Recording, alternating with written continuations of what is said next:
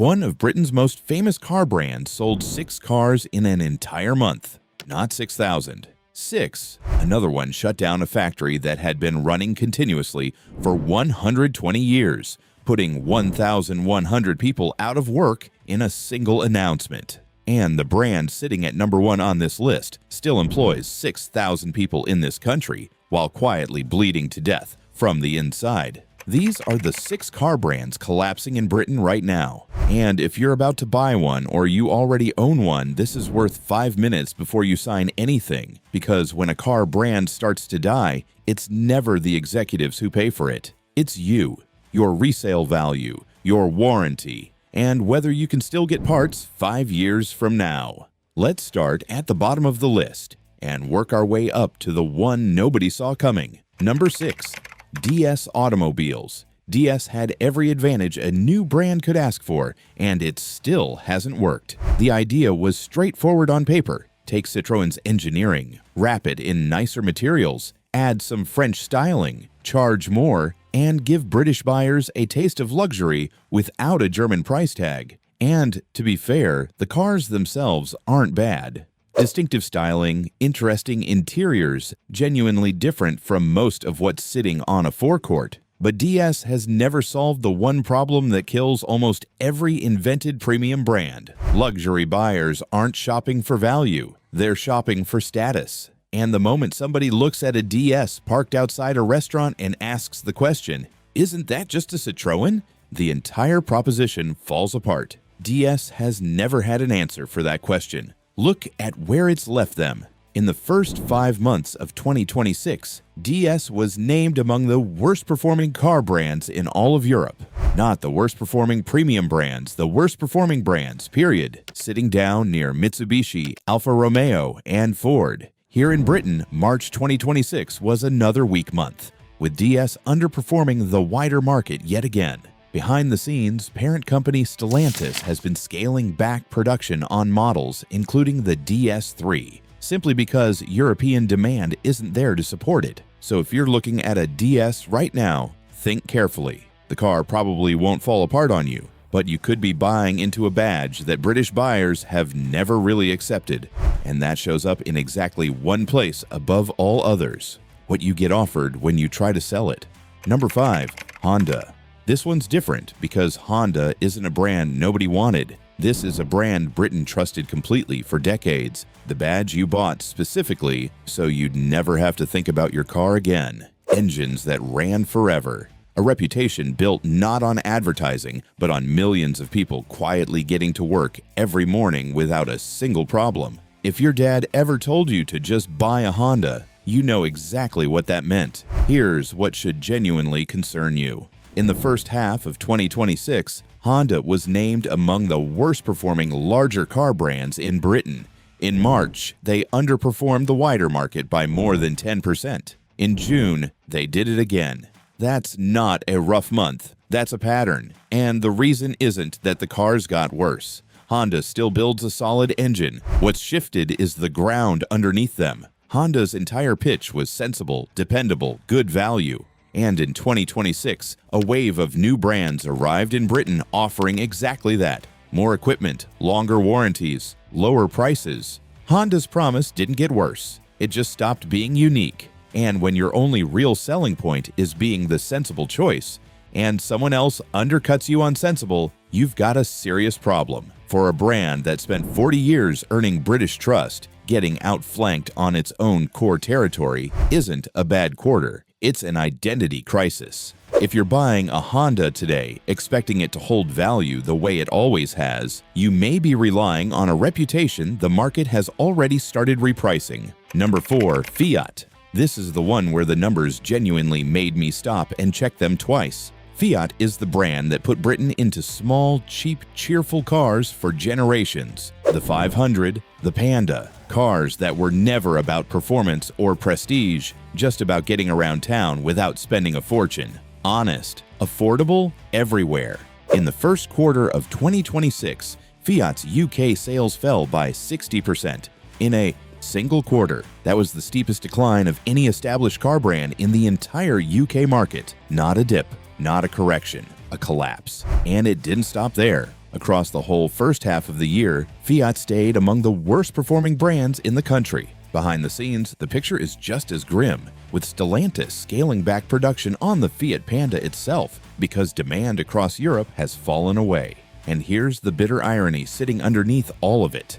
Fiat's entire reason to exist was being the affordable option. That was the whole pitch. But when a brand's only advantage is price, it's completely defenseless the moment someone else shows up selling a better-equipped car for less money, which is exactly what's happening, and we'll get to exactly who's doing it in a moment. Number 3. Vauxhall. This one's going to sting, and I want to be precise about why, because it's not what you might assume. Vauxhall is still selling cars in Britain. Their showroom numbers are holding up reasonably well. This isn't a story about a badge nobody buys anymore. It's a story about something worse, a British institution being quietly dismantled from the inside. For 120 years, Vauxhall built vehicles in Luton through 2 world wars, through the collapse of most of the rest of the British motor industry around it, generation after generation of families in that town working in that plant. If you've grown up anywhere in Britain over the last 50 years, you've sat in a Cavalier, a Carlton, an Astra, or a Corsa. Vauxhall wasn't just a car brand here, it was part of the furniture,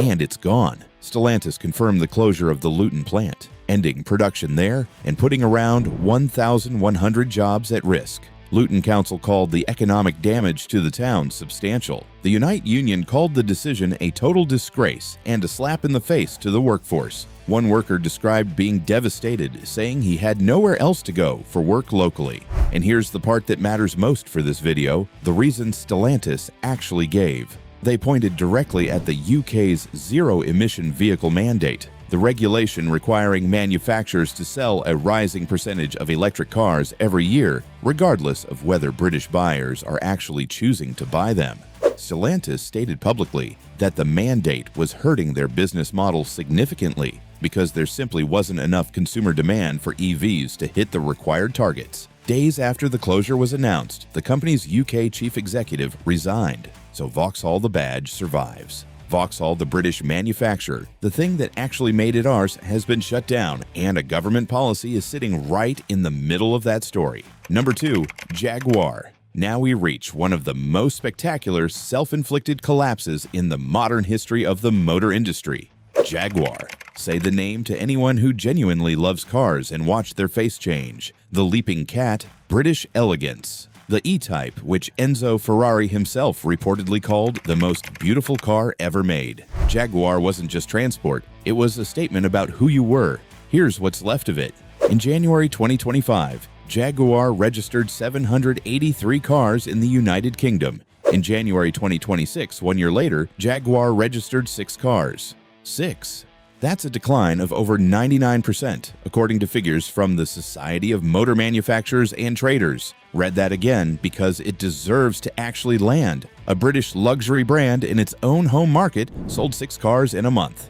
And it wasn't a one-off. Across Europe last April, Jaguar registered 49 cars in a single month, down from nearly 2,000 the year before, a collapse of well over 95%. Globally, Jaguar sold over 180,000 cars in 2018. By the 2024-25 financial year, that had fallen to under 27,000, an 85% collapse in 6 years. So how does this happen to a brand that spent 90 years building an identity people genuinely loved? They did it to themselves, in stages. First, they killed the entire product range, the XE, the XF, the F-Type, the I-Pace, the E-Pace, all discontinued before their replacements even existed. Dealers were left standing in empty showrooms with nothing to sell to customers walking through the door. Then came the rebrand.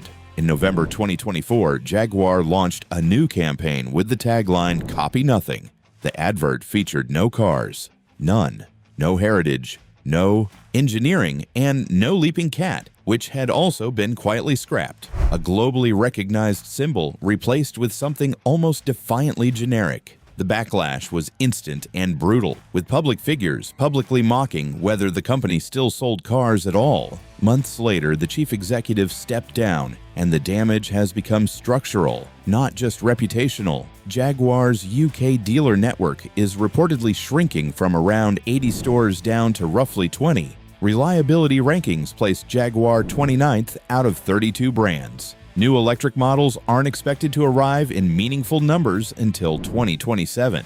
So if you're considering a Jaguar right now, new or used, understand exactly what you're taking on. Resale values on a brand in this position are extremely exposed. A dealer network shrinking from 80 stores to 20 makes servicing harder and further from home. And the parts and support question over the next decade is a genuinely open one. Jaguar didn't collapse because the world moved on without it. It collapsed because the people running it decided to burn down everything that made it Jaguar and replace it with a slogan. Number 1, Nissan. And here's the one that should genuinely surprise you, because this isn't a fading luxury badge, and it isn't a brand nobody buys. This is one of the largest car manufacturers on Earth, with over 90 years of history, still selling cars in Britain every single day, and still employing around 6,000 people in this country. Before you dismiss it as being fine, stay with the numbers, because they're genuinely alarming. Start with the money. Nissan reported a loss of £3.8 billion in a single financial year. Not a dip in profit, a £3.8 billion loss. The response was drastic. 20,000 job cuts announced globally, the closure of 7 manufacturing plants worldwide, and a 20% cut to overall production capacity. These aren't the moves of a company managing a rough year. These are the moves of a company fighting for survival, and that fight has reached Britain directly. The Sunderland plant is the largest car factory in the United Kingdom. Around 6,000 people work there, building the Qashqai, the Juke, and the electric Leaf. And it's Nissan's only manufacturing site anywhere on the European continent. That plant has now had one of its 2 production lines closed, with all 3 models consolidated onto a single line as part of a restructuring that's cutting roughly 900 jobs across Europe. Output at Sunderland has fallen to around 273,000 cars a year, down from a peak of more than 500,000.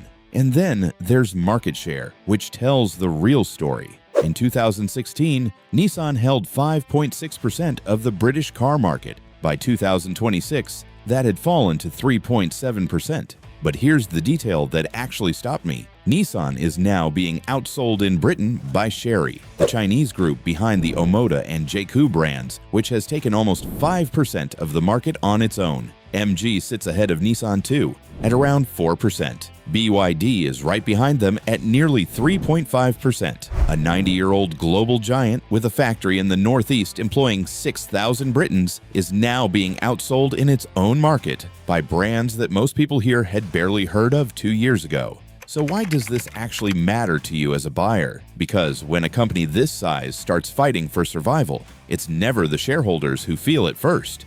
It's the owners. Warranty support gets tighter, dealer networks contract, parts get harder to source, and resale values fall faster than most people can react to. Buying a Nissan today isn't automatically a mistake, but buying one without understanding what's happening behind the scenes absolutely could be. Why this is all happening at once. 6 brands, 6 collapses.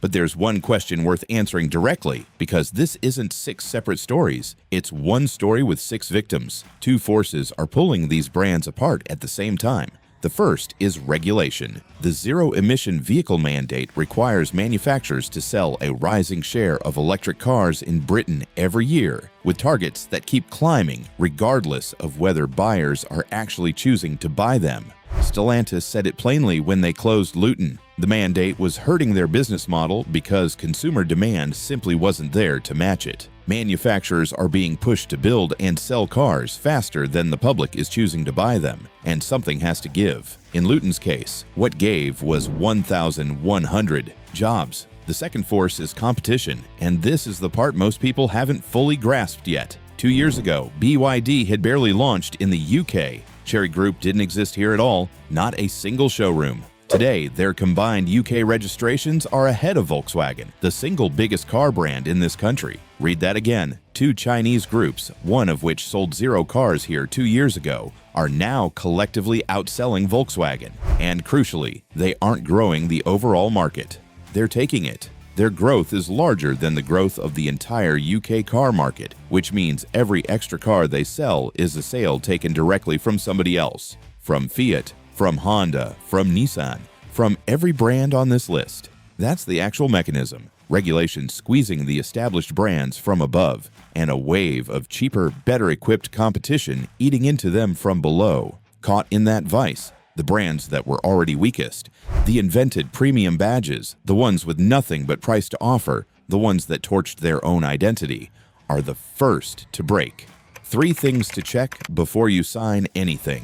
So what does all this actually mean for you standing in a showroom about to sign something? 3 things, and they matter more than any spec sheet. First, check the brand before you check the car.